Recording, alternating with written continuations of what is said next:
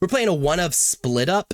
The interesting part about this is we don't have a lot of creatures, and we can reanimate our creatures, and it's really easy to get our creatures to be tapped or untapped, whichever we want it to be, because our creatures are evasive. So split up can often be just a one-sided board wipe, but we can play in the main deck. We're playing 4 Abernoculus. Abernoculus, 3 mana, 5/5 with flying. As an additional cost to cast a spell, exile 6 cards from your graveyard, where that's pretty easy for this deck because we're filling our graveyard so much already.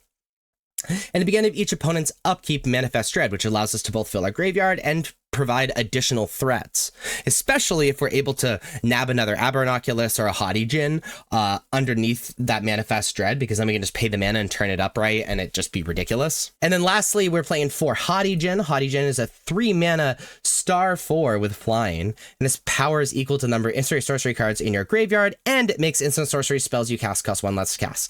That's exactly what the deck wants, right? We're filling our graveyard anyway, so we can have an absolutely massive Haughty Djinn, and it allows us to cast all of these 2 mana instant sorceries for 1 less mana, which is great. So again, the name of the game: fill our graveyard, apply this threat, protect that threat. And that's, that's the kind of the tempo deck, right? It's we're casting everything super cheap. We're trying to kill our opponent in kind of one fell swoop or in just a few fell swoops.